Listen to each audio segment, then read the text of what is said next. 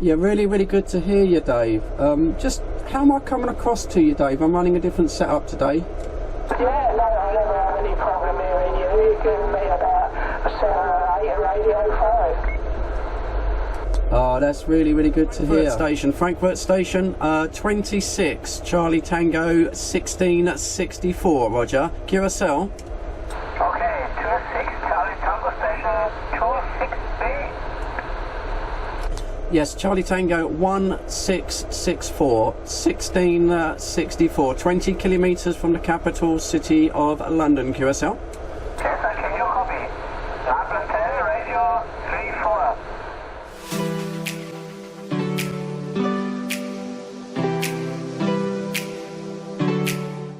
Hello, welcome back to Fred in the Shed. Yeah, we're back up in the Radio Shack. I hope you're all well today.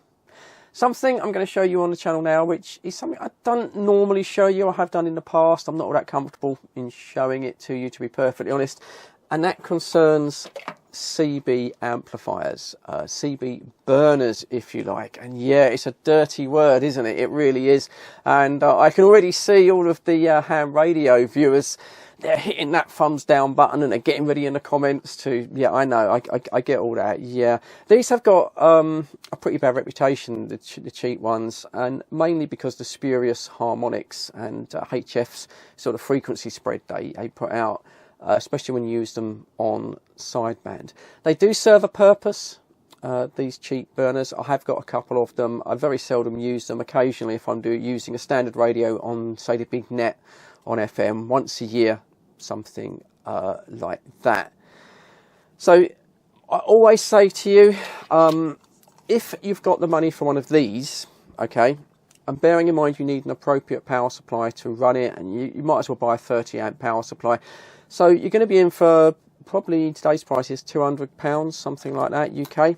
If you've got £200 to spend, before we even talk about amplifiers, I would say try and improve your antenna, you improve your setup. If you haven't already done so, get yourself a home-based half-wave or 5/8 wave antenna.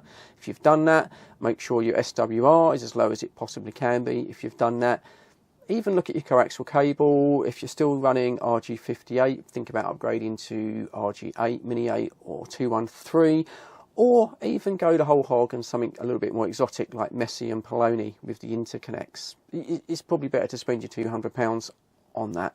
Now, having said that, I do know that a lot of people, especially if you shoot DX and you get involved in a pile-up and it's frustrating trying to do that on legal power, I do know you want to run a bit extra power. You don't need it for local comms though. I regularly go on a 305 and I regularly, when I'm downstairs, run 10 watts. I did it for 9 months, just running 10 watts on sideband.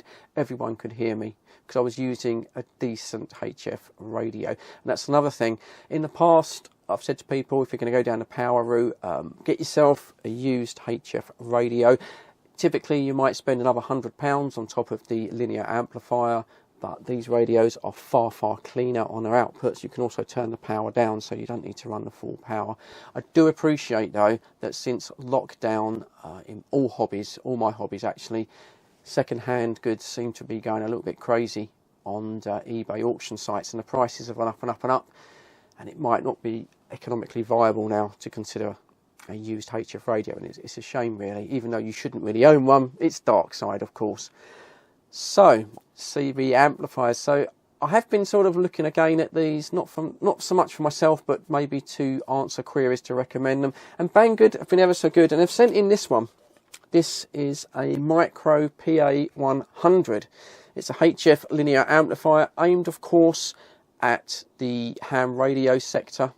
It is really for people that are running those little QRP radios like those Zygus and things, but it can be used on 11 meters. And it does have built-in band filters, which means the output of this amplifier is far, far cleaner than that little cheap and nasty Satagi that I've got there.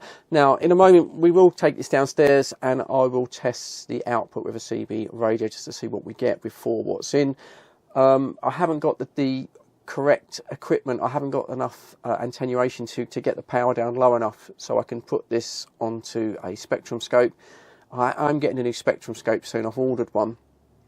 I can't do it. So I did look around and I found a guy who's got a YouTube channel called, I think it's On and Off, On 7 Off or something like that. I did contact him and said, could I use a screenshot from his channel? And he said, yes. If you want to check out his testing on this amplifier on all of the ham frequencies, because he's done all of the harmonics, maybe just go and search out his channel. But when he tested this on 10 meters, 28 megahertz, it was pretty clean. The harmonics were very, very safe. It was pretty clean. So what we have here is hopefully a clean HF amplifier, something that you can safely use on CB without worry of causing any spread across the frequencies. So that's good. What sets this amplifier apart from the cheaper versions is that it's an intelligent amplifier. Connect a CB radio to the 239 on the back and it will automatically detect the input frequency. It will also monitor the SWR at the antenna. If that climbs above 2, you will get a warning and the amplifier will shut down. Likewise with the power supply, if you apply too much voltage, above 15 volts, it will give you a warning and it will shut down. And if you don't apply enough, below 9.5 volts, it will also shut down. So very, very difficult to damage this amplifier, and that's always been a problem with these cheaper ones in the past. They're very easy to overload. If you put 5 watts into this amplifier, which is its maximum input, claims to put out 100 watts. Also again, if you increase that a little bit to get a little bit too much out of it, you'll get a warning at 110 watts and it will shut down at 120 watts. I think on 11 meters with a 4 watt input, you're not going to get 100 watts out of this. You never do. We'll test it when we go downstairs, but I think it will be a little bit less than that. Let's just have a little quick look around the amplifier, then we'll take it downstairs and do some basic testing. So the first thing you noticed is we do have a display. We're not fired that up at the moment, but I imagine that will give us the power output, and also perhaps it will monitor our SWR from the antenna. A few things I like straight away on the front of this radio. We do have a nice vent here, and I can see there's a really heavy heatsink that runs right across the bottom there, and I think that runs right through the whole unit. It is quite heavy, and that would account for that heatsink. Another thing I like is that we've got an input cooling fan here on the front of the amplifier itself, drawing air in. There is another fan on the back that I'll show you in a minute. One thing that instantly I'm a little bit concerned about is that we've got a single function button. Now generally this means that you have to press this a series of times, 1, 2, 3, and that will input all of the different functions on the menu. I kind of get, maybe it's just me, but I sort of get a bit confused sometimes with these. I forget how many times to press it, especially because this is multifunctional. There is space on the fascia here. It would have been nice maybe if they could have put possibly 3 buttons. It would have made it a little bit easier, but that's the way that they've gone. Looking at the side of the amplifier, it's very, very nicely made. Hopefully you can see this on the camera, but it's brushed aluminium and it's painted black. And it does feel quite premium. On the underside we have 2 rather sticky, squishy little pads there. They correspond with 2 sort of raised plastic sections on the bevel on the front of the unit there. And when it's on the bench, yeah, it does not move. It's really, really solid for plugging in antennas on the back. Moving to the back of the amplifier, once again we've got that same vent. And looking through, I can see that there's some more heatsink. I imagine that runs right through the whole unit. An extraction fan on the back. So we've got 2 fans, one to push in and one to pull out. That's really, really good because these things can get rather hot. Your 2 SO239 sockets there. Has got warnings, as we mentioned, high SWR, must be below 2. And warning maximum input on 5 watts. Does have a little 3.5 little jack here. I think that's for a multi-plug.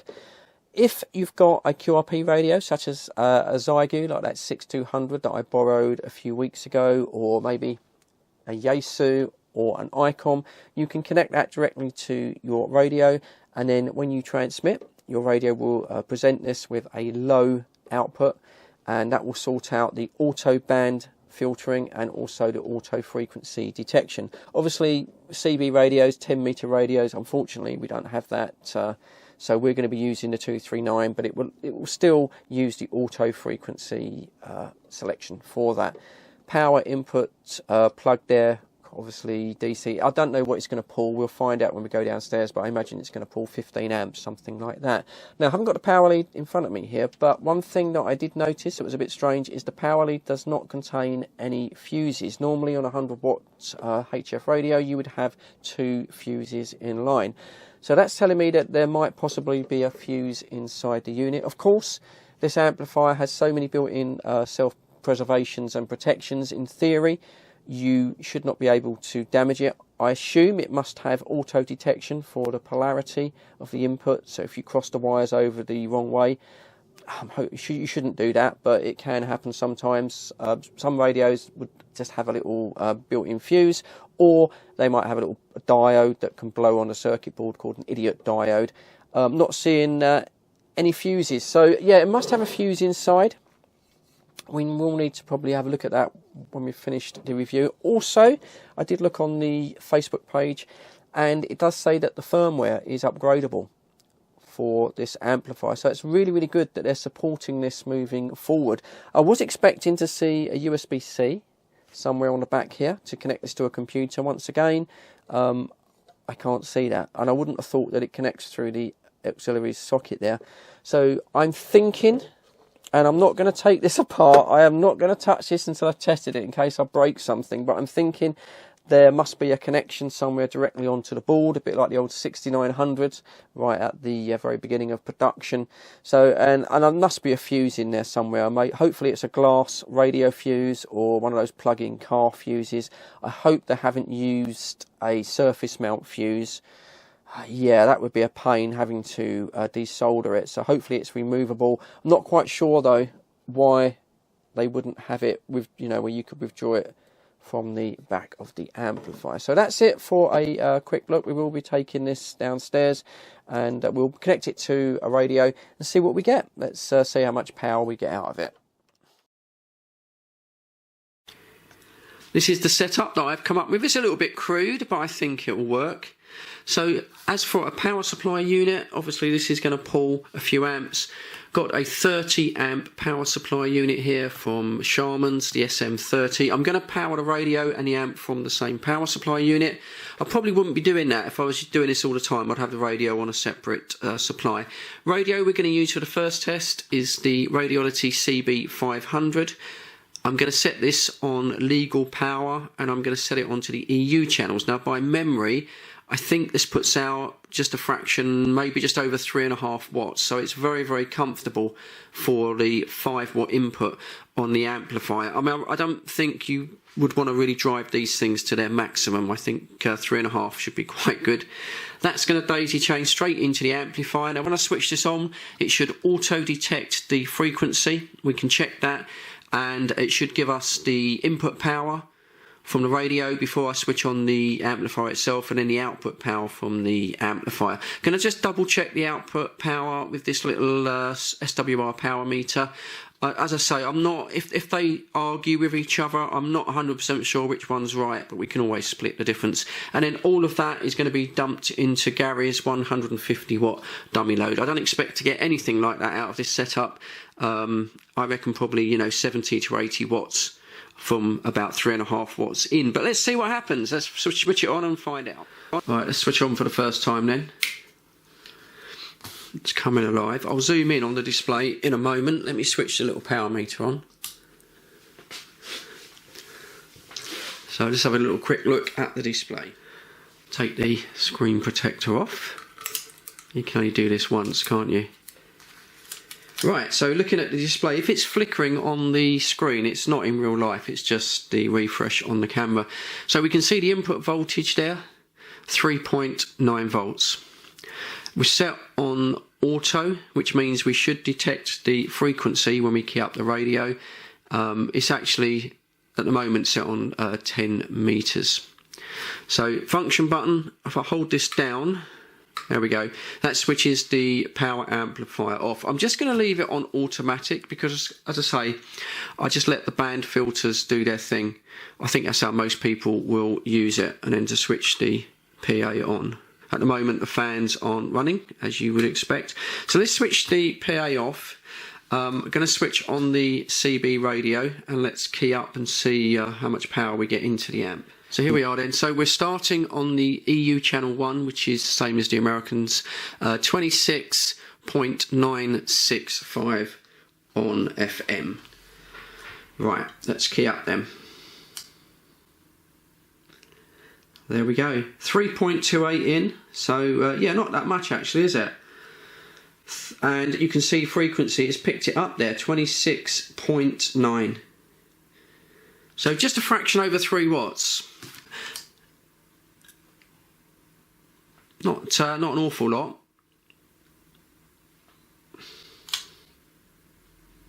Okay, so I think moment of truth. Let's switch on the power amplifier and let's key up. I can hear the fans cut in. So look at, okay, so it's saying 84.7 watts, SWR 1.2. That's more than I thought actually. So 84 watts. Let me zoom out and we'll have a look at the other power meter, see if that agrees. Right, let's key up again. So yeah, about a 5 watt difference. The little power meter is reading about 5 watts lower than the amplifier. Settling down now.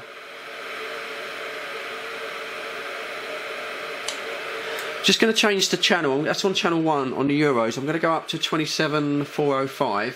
See if that makes any difference. Right, this is channel 7, channel 40, 27.405 on FM. Yeah, a little bit lower as we've gone up the band now. So yeah, 76 watts according to the power meter, or the PA 172 watts. So a little bit lower as we go up. Right, just changed to my favourite frequency, 27.305, which is what I would normally use.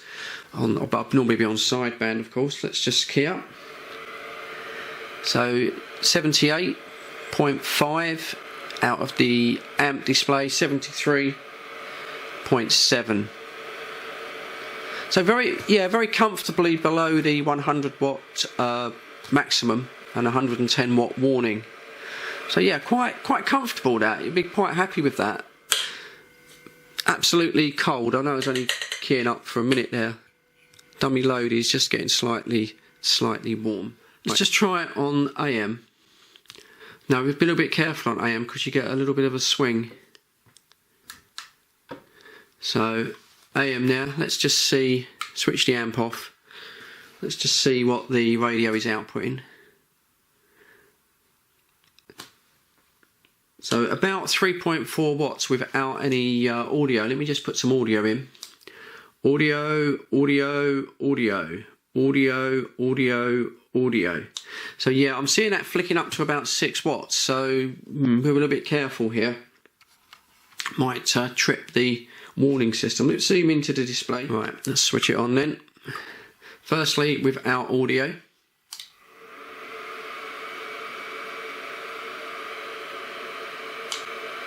So pretty much the same as FM, and then let's introduce some audio into the mix. Audio, audio, audio, audio, audio, audio, audio, audio, audio. Yeah, so I did see it go up to 110, and I did hear the little chirp. I don't know if that came out on camera, so it did hit the warning. So yeah, if you're going to be using this on AM, and you're going to be putting in about sort of 3.5 watts, you've got to be a little bit careful. I don't think it's really worth driving this that hard. 6900, of course. I've got it set on its minimum output now. We've got it on AM.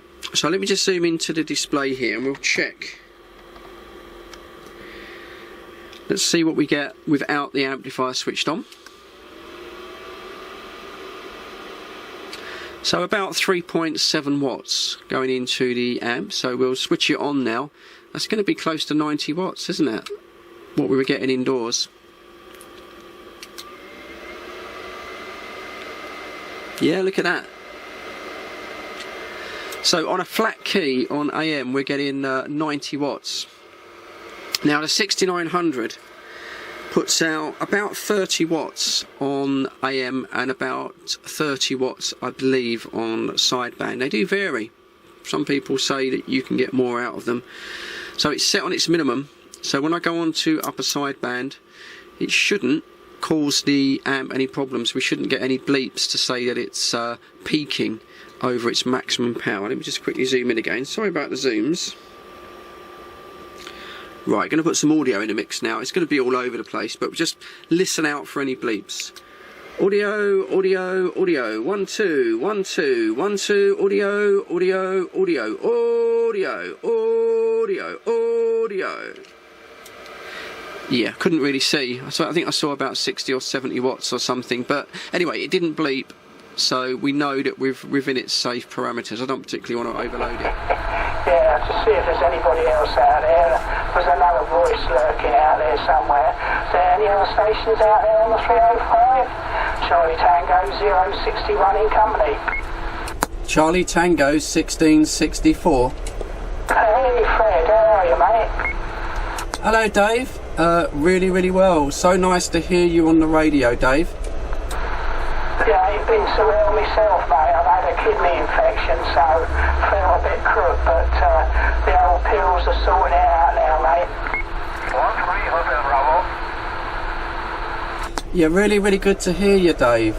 Just how am I coming across to you, Dave? I'm running a different setup today. Yeah, no, I never have any problem hearing you. You're giving me about a 7 or 8 at Radio 5. Oh, that's really good to hear. Yeah, was that 13 Division calling? 26 Charlie Tango 061 standing by. 13 Hotel Bravo. Hotel Bravo. Yeah, good afternoon, sir. Hope you're well. Yes, my name is Jürgen. Juliet Uniform Echo. Romeo Golf Echo November. My coordinate is 100 kilometers from Frankfurt. Oh, right, that's a decent distance away. I'm in St Albans in Hertfordshire in southeast England. We're about 30 miles northwest of the capital city, London. Okie dokie, your signal in Germany is 7 and Radio 5. We have another station on the air. Who would you mind, David? Fred, would you give Jürgen a call, see if you can make contact there, Fred? Yeah, roger there. Yes, Frankfurt Station, 26, Charlie Tango 1664, roger. QSL. Okay, 26 Charlie Tango Station 26B. Yes, Charlie Tango 1664, 1664, 20 kilometres from the capital city of London, QSL. Yes, sir, can you copy? Apple 10, Radio 34.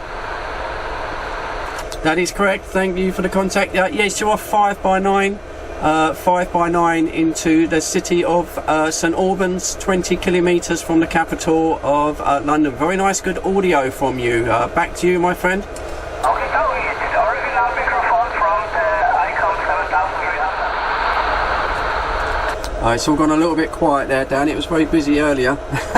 It's been quite a busy day. Yeah, I'm running a little bit extra, Dan. I've got a little amplifier on test at the moment, so I've got it connected. So I'm running a bit more power than I would normally to you. And I say my radio was a little bit cold when I came on. So hopefully I'm sounding a little bit more on frequency today. And yeah, I should be giving you sort of quite a good signal. Back to you, Dan. Yeah, 5 and 8 plus. Yeah, it's starting to cool down now. Well, it's starting to get more normal to it. But it's always been good and clear. Good strong signal. You're just coming at me red patch, so on my meter it's actually a blue patch for some reason. But there you go. Yeah, 5 and 9 plus. Good strong signal. You stand by. I think we've got another station on here. 1664. Are you back yet, Fred? Yeah, roger. Yeah, we've got another station from Germany.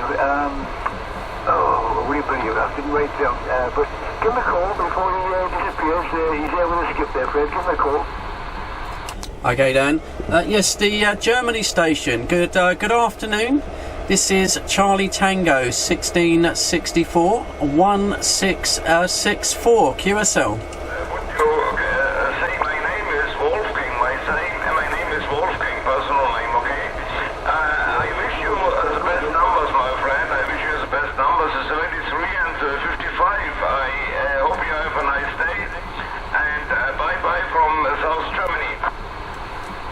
QSL, all copied there for me. Yeah, very strong signal. You're 5x9.5 plus 10. So as you heard there, the little amplifier did quite well on the 305. Got some good audio reports. The only criticism I've got is, although it has kept itself, I mean, it's absolutely stone cold, and that is quite amazing really, because we know it was running 80 watts, but when that fan kicks in, it is really noisy. Need to be on headphones really, not to hear it. If I just key up, I'm just on a odd frequency here, but listen.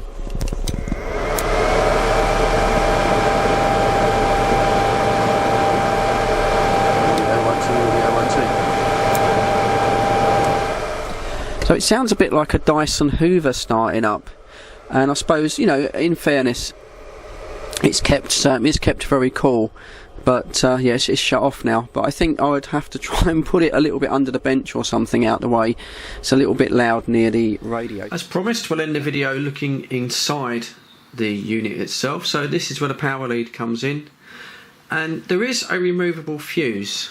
You can see it just there. It's not a familiar type though, it's almost like a surface mount, little 20 amp fuse there that would come out. Would have been perhaps a bit easier just to put a glass fuse on the circuit board, or even just put it onto the cable. I'm not seeing any USB connection though, for where you might connect the firmware. There's only one part on the board which looks like a breakout part of the board, and that's just here. There are these, what are they, 5 pins. So it might be that you need a specialist adapter to access the board for firmware updates, which again would have been easier if there'd have been a USB on the back. But everything else, when you look at this, is really nicely done actually. There's all your band filtering there, and the MOSFET final transistors are on the bottom here, mounted on this very substantial heatsink, and I think that's why it stayed so cool. And then your 2 fans, of course, one either end. So yeah, very nicely put together, a lot better than the cheaper amplifiers that you can buy. Going to bring this one to a conclusion then. Good points and bad points. Just remember, this is my own personal opinion, you might not agree with me. Good points. Build quality, yeah, really happy with the build quality of this. Feels really nice, done a really nice job. Really nice job. Also like the fact that you've got the display on the front of the unit there. You can monitor how much power you're putting into the amplifier, and it gives you a good indication of how much that you're getting out. Also, when I was doing the testing, bearing in mind that because of the power of the 6900, even on the minimum setting, I was running this getting close to its maximum output, absolutely stone cold, no problem with heating at all. You've got that massive heat sink that runs the whole length of the amplifier, which the finals are mounted onto, and you've got those 2 very powerful cooling fans, and it kept everything really cool. Criticisms, yeah, I've got a few maybe.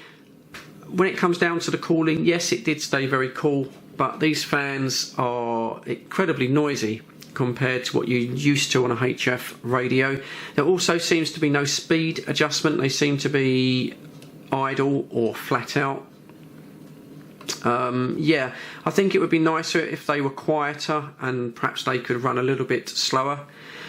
And then when it concerns the power output of the amplifier, I would have liked to have seen some adjustments so you could turn it on maybe sort of low, medium and high.